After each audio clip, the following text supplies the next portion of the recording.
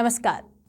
आपके अपने YouTube channel समय की पुकार में मैं शिवानी शर्मा आप सभी दर्शक बंधुओं का हार्दिक स्वागत और अभिनंदन करती हूं। आइए जानते हैं भीलवाड़ा के कुछ मुख्य समाचार।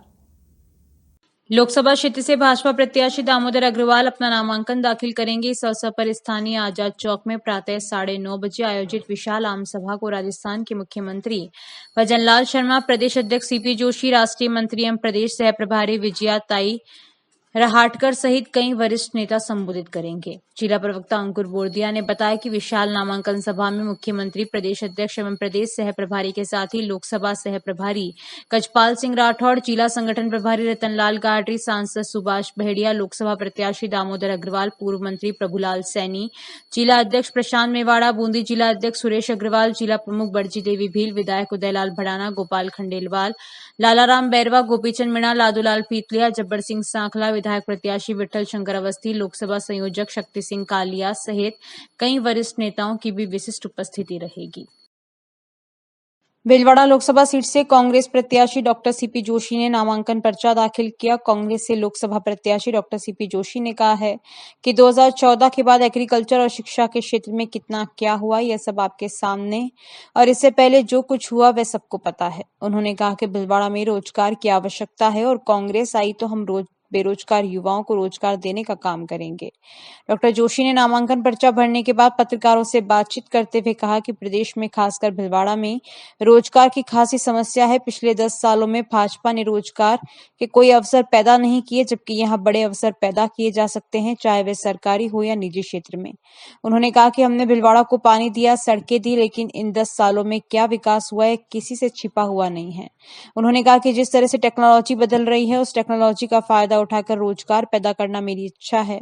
उन्होंने कहा कि कांग्रेस ने लोकतंत्र को अपनाया है और हम चाहते हैं कि देश में लोकतंत्र बना रहे। इस मौके पर पूर्व मंत्री रामलाल जाट, अशोक चांदना, अखिल भारतीय कांग्रेस कमेटी के धीरज गुर्जर, जिला अध्यक्ष त्रिपाठी, पूर्व सभापति ओम प्रकाश नारायणीवाल, महामंत्री संगठन महेश सोनी, पूर्व विधायक हगामीलाल मेवाड़ा और स्थानीय नेता भी मौजूद थे।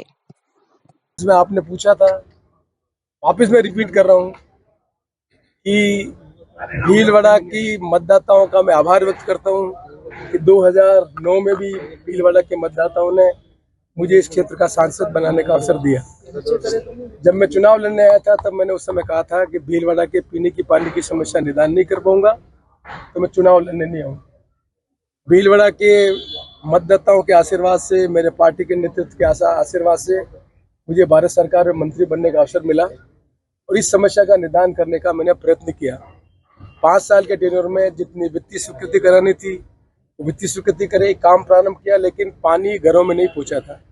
इसलिए मैं दोबारा चुनाव लड़ने के लिए वहां पर नहीं आया। आज मेरी पार्टी के नेतृत्व ने फैसला किया कि आपको भीलवाड़ा से चुनाव लड़ना है और मेरे कार्यकर्ताओं के सबके मन में ये थी कि आप यहाँ पर आइए, चुनाव लड़िए। कांग्रेस के पार्टी के उम्मीदवार के रूप में हम सबकी इच्छा है कि आप भीलवाड़ा के चुनाव लड़ें और इसीलिए मैंने यहाँ पर आकर निर्णय लिया कि जब मेरा पहले वाला वादा था कि जब मैं पीने की पानी की व्यवस्था कर दूंगा तब चुनाव लड़ूंगा, ये अवसर मिला और इस अवसर के कारण मैं उम्मीदवार के रूप में यहाँ पर चुनाव लड़ने के लिए बड़े नेता मैं ऐसा महसूस करता हूँ कि आज जो सबसे बड़ी समस्या है, गाँव का गरीब आदमी का बच्चा पढ़ता है, कोई हायर एजुकेशन ले रहा है और एम्प्लॉयमेंट के अवसर नहीं है।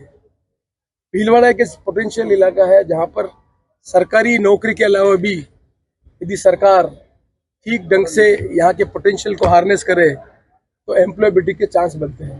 आपने देखा होगा कि पिछली बार हमने यहाँ पर कोच फैक्ट्री लगाने का गवर्नमेंट से हम फाउंडेशन कराया।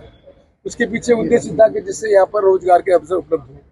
हमने पिछली बार इस इलाके में आयरन का इतना बड़ा पोटेंशियल है, स्टील का कारखाना लगे, उसके लिए गुलाबपुरा में यहाँ पर स्टार्ट किया।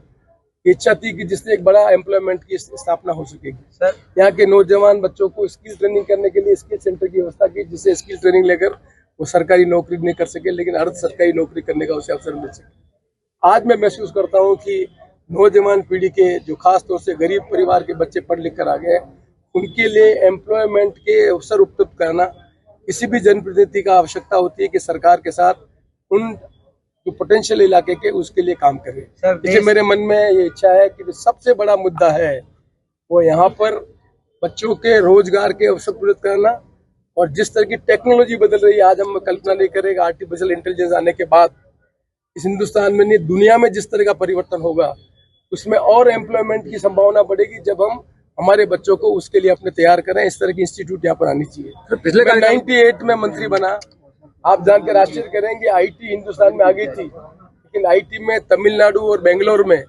80 हजार बच्चा एससी के अंतर्गत आईटी पढ़ाई कर रहा था 98 तक। राजस्थान में आईटी का ब्रांच ही नहीं थी। ये भी सौभाग्य मुझे मिला जब मैं 98 में मंत्री बना, तब आईटी की ब्रांच राजस्थान में प्रारंभ की।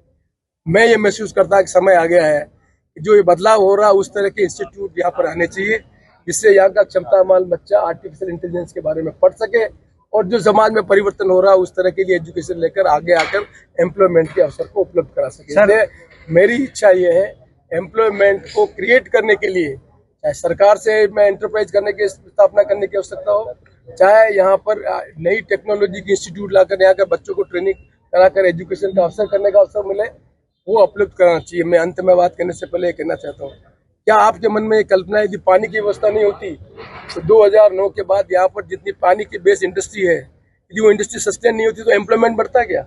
मुझे ये कहते हुए गर्व है तो उसके कारण यहाँ पर फैक्ट्री भी बहुत लग रही है, एम्प्लॉयमेंट भी बढ़ रहा है, और जो इंफ्रास्ट्रक्चर हमने सड़कों का जाल खड़ा किया, सड़क, पानी, ये किसी भी क्षेत्र में एम्प्लॉयमेंट पैदा करने के लिए अवसर पैदा करते हैं। ये काम हमने करके बताया, आने वाले समय में भी एम्प्लॉयमेंट के अवसर बच्चों को मिल सके, ये काम करवाने की मन में इच्छा है। सर आप एक पॉलिटिकल सवाल है, ज्योति मिर्धा कह रही है तीसरी बार हमारी सरकार आई तो संविधान संशोधन करेंगे। और भी मैंने कहा मैं किसी व्यक्ति के किसी कथन पर कोई कमेंट नहीं करता। इस संबंध में मेरी पार्टी अखिल भारतीय कांग्रेस कमेटी के जो प्रवक्ता है वो दिल्ली में अपनी बात स्पष्ट कर चुके हैं। सबको मालूम है इस देश में सबसे बड़ी समस्या क्या है। हमने इस देश में संसदीय लोकतंत्र को अपनाया है। संसदीय लोकतंत्र का मतलब क्या होता है? संसदीय लोकतंत्र का मतलब है अलग अलग पॉलिटिकल पार्टी अपने प्रतिनिधि को चुनाव लड़ने का अवसर दे। और हमारे देश में आजादी के बाद हमने मन में कल्पना की इस देश में विविधता है, भाषा बोलने की विविधता है, धार्मिक बातों की व्यवस्था है, अलग अलग संप्रदाय के धर्म मानने वाले लोग रहते हैं। इस विविधतापूर्ण देश में राष्ट्रपति शासन की प्रणाली से गवर्नेंस नहीं की जा सकती। देश को एक और अखंड नहीं रखा जा सकता। देश को एक और अखंड तब रख सकता है जब राजनीतिक पार्टी अपने नुमाइंदे जो अलग अलग भाषा को बोलने वाले हों, अलग अलग धर्म को मानने वाले लोग हों, उत्तर दक्षिण पूर्व पश्चिम में जीत कर आए, और उनमें जिस पार्टी का बहुमत होता है वो प्रधानमंत्री बनता है।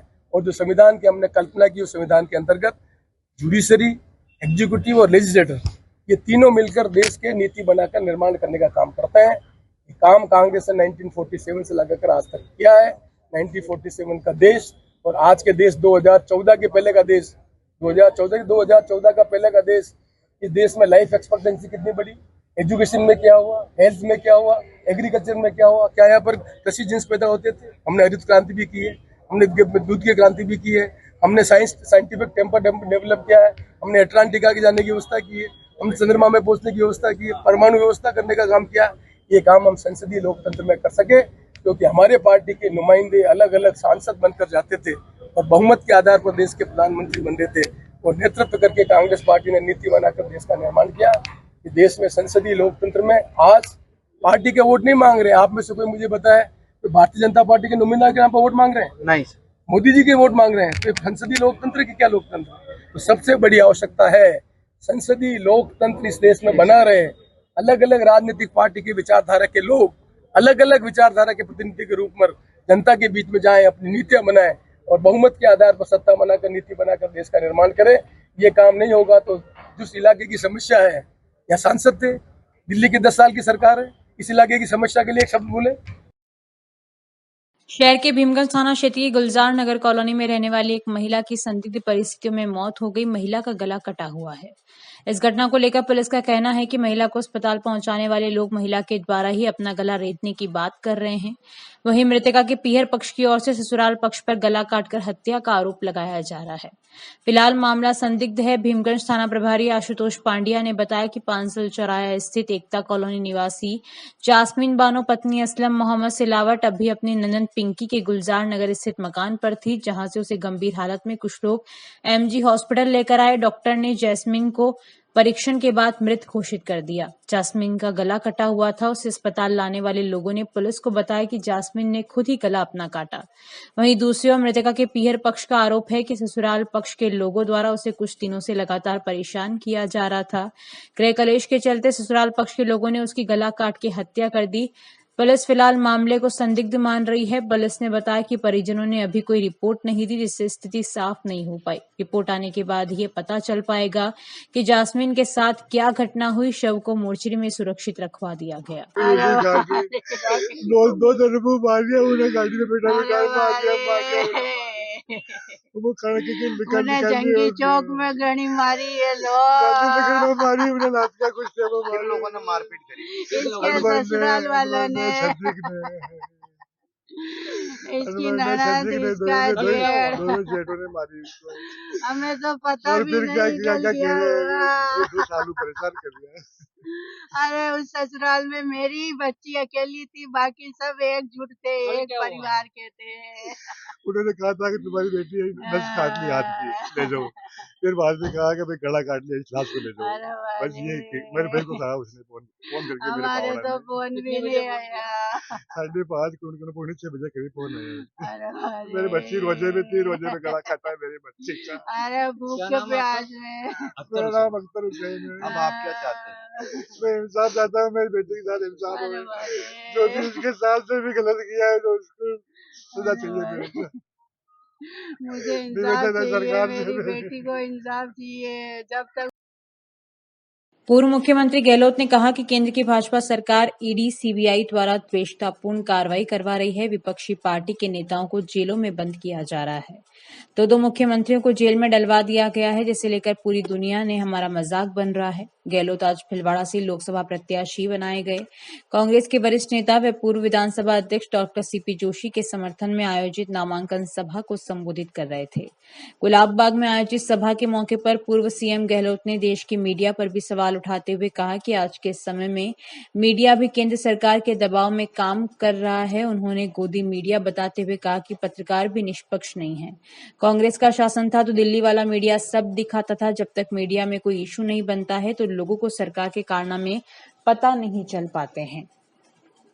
गहलोत ने कहा कि भाजपा झूठ बोल बोलकर सरकार बना रही है। यहां से प्रत्याशी बनाए गए डॉक्टर सीपी जोशी को सालों का अनुभव है। ऐसा उम्मीदवार आपको मिला है। उन्होंने मेरे साथ काम किया, मंत्री भी रहे, दिल्ली रहे, वहां भी मंत्री बने। जोशी ने राजस्थान में राजीव गांधी सेवा केंद्र खोले, वो इनका आइडिया था।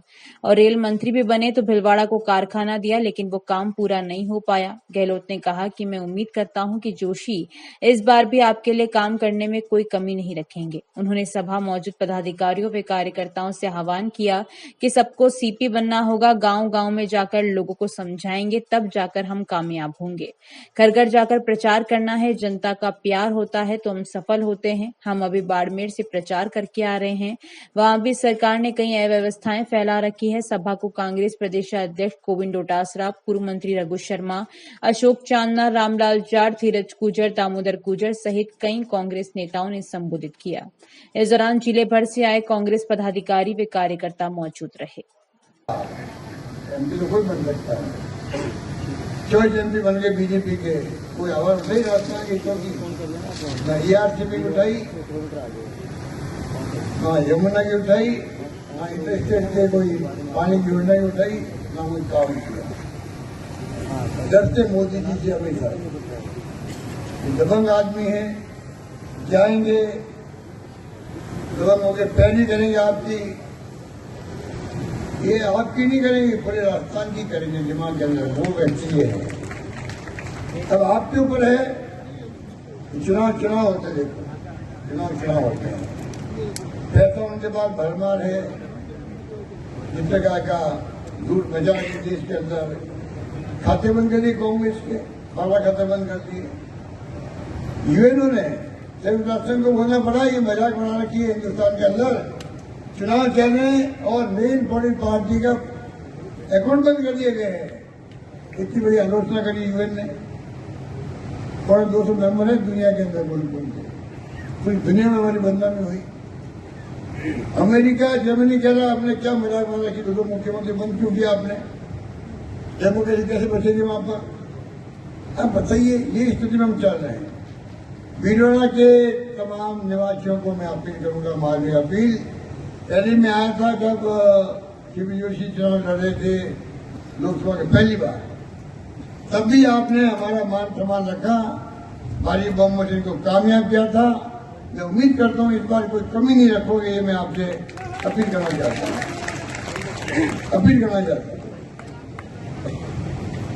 और मैं उम्मीद करता हूँ कि आप लोग सब मिलकर ये आए हो।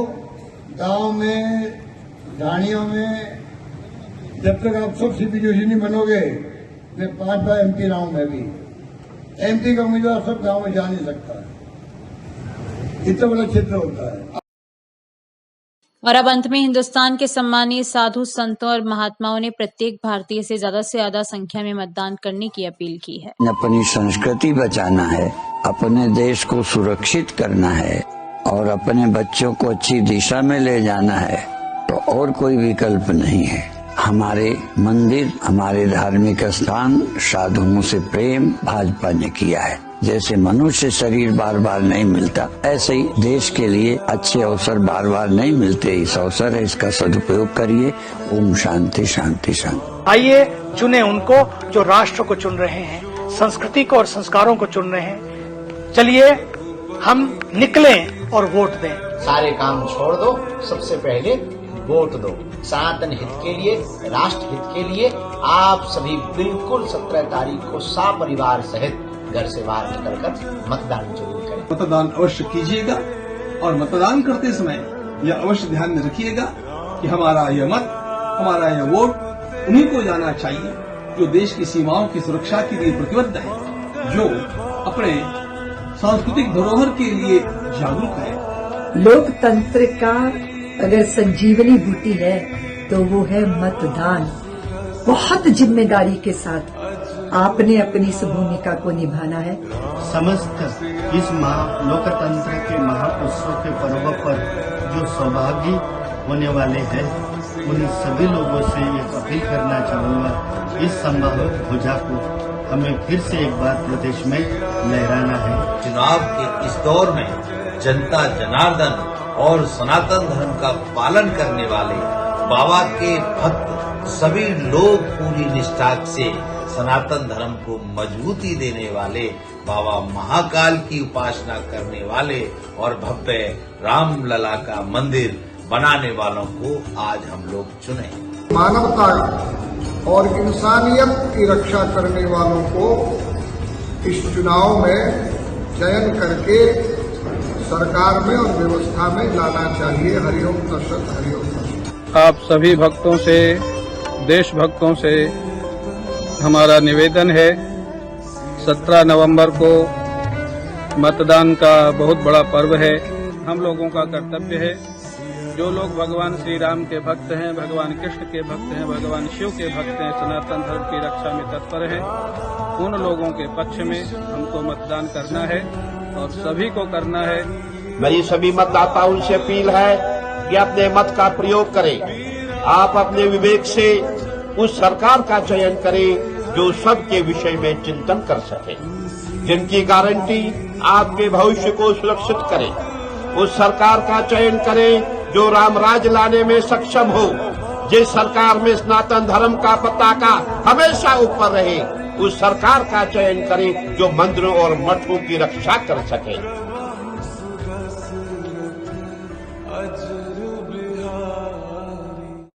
तो इस बुलेटिन में बस इतना ही। यदि यह आपको पसंद आया हो तो इसे लाइक और शेयर अवश्य करें और आपके अपने YouTube चैनल समय की पुकार को सब्सक्राइब करना ना भूलें। धन्यवाद। जय हिंद, जय भारत।